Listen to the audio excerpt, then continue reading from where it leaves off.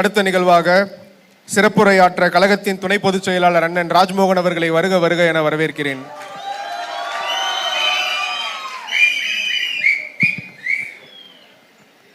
Audio கரெக்டா இருக்காப்பா? எனக்கு பெருசா பேச தெரியாது. பேசிக்கலி நான் கொஞ்சம் ஷை டைப்பு. வெற்றி தலைவர் அவர்களுக்கு முதல் வணக்கம். ஆளாக்கி அழகு பார்க்கும் அன்பு ஆசன் பொதுச் செயலாளருக்கு பாச வணக்கம். பெரம்பூரை தமிழக வெற்றி கழகத்தின் கோட்டையாக மாற்றிருக்கிற இந்த சிங்க கூட்டத்திற்கு தலை வணக்கம். நேரத்தின் அருமை கருதி மேடையில் இருக்கவங்களுக்கு வணக்கம் வச்சு முடிக்கிறதுக்குள்ளேயே ஏன் டைம் முடிஞ்சிடும். அதனால அனைத்து பேரையும் சொன்னதாக கிடையாது, யாரும் தவறாடுறதுக்கு வேணாம். அத்தனை பேருக்கும் உரிமை வணக்கம். கைத்தட்ட 5 பேருக்கு நன்றி. யாரோ பாவம் நம்ம பையன் எல்லாம் ஃபுல்லா பீரங்கி மாதிரி முழங்கிட்டு போயிட்டாங்க. ஆடிஷன் வந்தப்ப சாதாரணமா வந்தாங்க, இன்னைக்கு பார்த்தா நம்மளோட பயங்கரமா பேசுறாங்க. சரி, நாம என்ன பண்றது? திருக்குறள் சொல்லி தொடங்கலாம். அநீதி அக்கிரமம் தில்லுமுள்ளு எல்லாம் திமுக முதற்றே உலகு. சாமியும் வணங்கிடணும். ஓம் சக்தி பராசக்தி. அவங்க தான் சொன்னாங்க, நான் எதுவும் சொல்லல. அண்ணன் கோச்சு கூடாது. பெரம்பூர் திரும்பிய திசையெல்லாம் சிரித்த முகங்கள் இருக்கின்ற அற்புதமான இந்த மண்ணின் மைந்தர்கள் வாழ்கிற சென்னையினுடைய ஆன்மா என்று சொன்னால் வட சென்னையினுடைய பெரம்பூர்.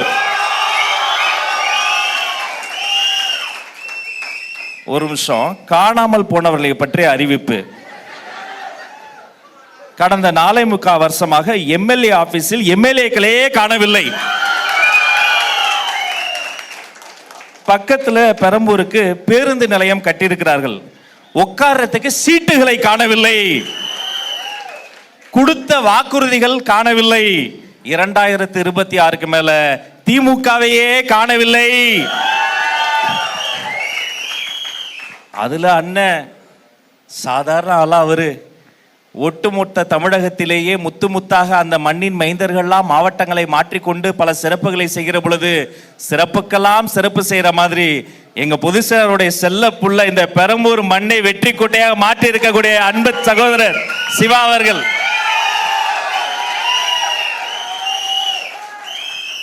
பக்கத்துல ஒரு பேருந்து நிலையம் திறந்தாங்களே, என்னாச்சுன்னு அவர்கிட்ட கேட்டேன்.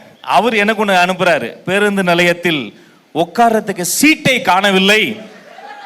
உலகத்திலேயே உட்காரத்துக்கு சீட்டு போடாம ஒரு பேருந்து நிலையம் கட்டிய உலக சாதனை செய்தது இந்த ஆளும் திமுக அரசாங்கம் மட்டும்தான். பயம் தோல்வி என்னமா பக்கத்துல தான் இருக்கு. இன்னும் கொஞ்ச நாள்ல திமுக பக்கத்துல கூட இருக்காது, வீட்டுல மட்டும் தான் இருக்கும்.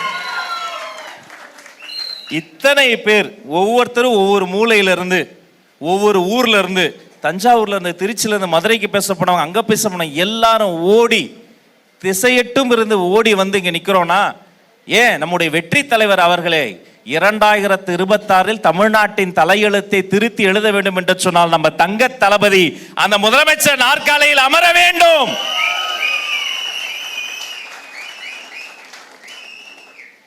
அது உங்கள் கையில் இருக்கிறது.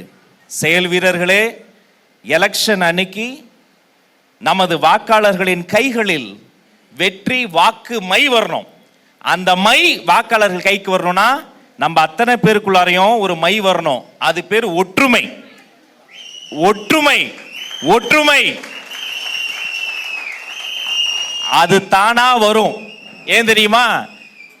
நம்மளுக்குள்ள ஏன் ஒற்றுமை வரும்னா, நம்ம வெற்றி தலைவரிடம் ஒரு மை இருக்கிறது. அது நேர்மை, அது வாய்மை, அது தூய்மை. இதே மண்ணில், இதே ஊரில், ஒவ்வொரு தெருவிலும், ஒவ்வொரு வீட்டிலும் வீட்டுக்கு வீடு விஜய், தமிழ்நாட்டுக்காக விஜய் என்று முழக்கத்தோடு செல்லுங்கள். மக்கள் உங்களை வரவேற்க தயாரா இருக்கிறாங்க. மீதி எல்லாத்துக்கும் பதில் சொன்னாங்களே, வீட்டுக்கு வீடு விஜய்னு எங்க பொதுச் செயலாளர் சொன்னதுக்கு இப்போ வரைக்கும் அவங்களால மறுப்போ பதிலோ சொல்ல முடியல. ஏன் தெரியுமா? உண்மையில் ஒவ்வொரு வீட்லயும் ஒரு விஜய் இருக்கிறாரு. அவர் அண்ணனா, தம்பியா, அக்காவா, தங்கச்சியா, அப்பாவா, அம்மாவா, ஒரு வாக்காளரா இருக்கிறாரு. தேர்தல் அன்னைக்கு வீட்டில இருந்து மட்டுமல்ல, வெளிநாட்டில இருந்து கூட ஃபிளைட் டு ஃபிளைட்டா விமானமா இறங்கி வருவாங்க. தொட்டுவிடும் தூரத்தில் தூய்மை தேவதைகள் 10 நாட்கள் உண்ணா நோன்பு இருந்தாங்க. புதுசை சொல்லி எங்க ஆதவ் சார் பார்க்க போயிருந்தாரு. கூட போன கண்ணு கலங்கிருச்சு. கண்ணீரை மறைச்சுக்கிறாரு பொதுச் செயலாளர். 10 நாளுமா ஒத்த வாய் சாப்பிடல, ஒரு வாய் சோறு சாப்பிடல.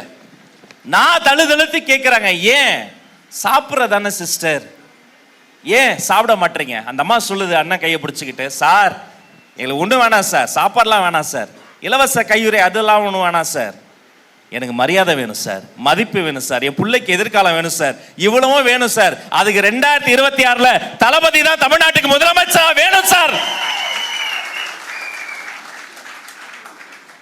ஆசிரியர்கள் போராட்டம் உடனே போங்க அப்படின்னாரு. நாங்க ஓடி போய் பார்த்தேன். வகுப்பறையில் நிற்க வேண்டிய ஆசிரியர்கள் வாசல்ல வந்து நிக்கிறாங்க, கையை பிடிச்சுக்கிட்டு அழுகுறாங்க.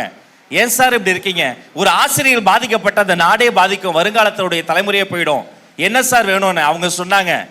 அவங்க ஒண்ணுமே வேணாம், சொன்னதை செஞ்சிருந்தா பரவாயில்ல. அவங்க எலெக்ஷன்ல வர்றதுக்கு முன்னாடி என்னென்னவோ சொன்னாங்க, அதை எதையுமே செய்யல.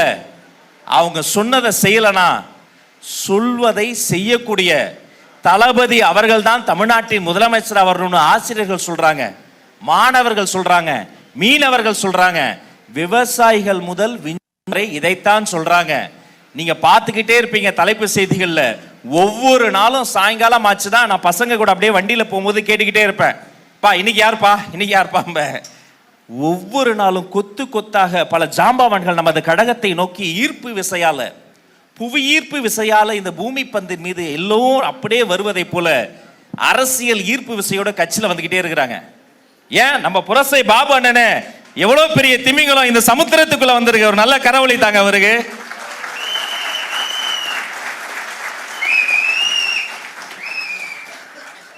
அதான் பேப்பர்ல என்ன ஒரு வாட்டி கேட்டாங்க, என்ன செங்கோட்டையன் சாரே வந்துட்டாருன்னாங்க. நான் சொன்னேன், தம்பி இன்று செங்கோட்டையே வந்தது, நாளை செஞ்சாஜு கோட்டையே வரப்போகிறது.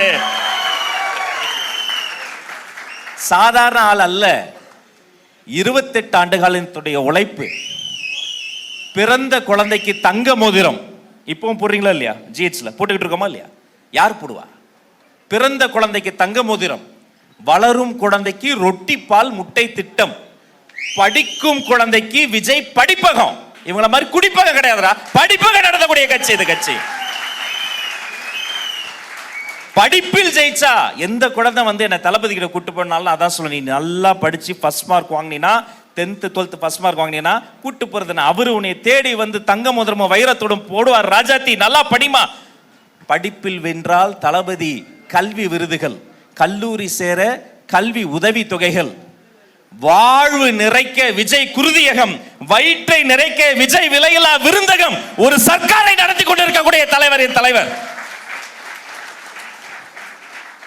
எவ்வளவு எதிர்ப்பு வந்தாலும் எதிர்த்தவர்களை ஏணிப்படையாய் மாற்றி அதன் மேல் ஏறி நின்று கெத்தா மாசா சிரிக்கிற மைக்கேல் ராயப்பண்டாய் ஆளு. எதிரிகளை பார்த்து பார்த்து வளர்ந்தவர். அன்று மாட்டுக்காக குரல் கொடுத்தார், நேற்று நீட்டுக்காக குரல் கொடுத்தார், இன்று தமிழ்நாட்டுக்காக குரல் கொடுக்கிறார். வீட்டுக்கு வீடு விஜய். வெற்றி சின்னம் தாய்மார்களின் சின்னம், தமிழர்களின் சின்னம், வட சென்னையின் சின்னம்.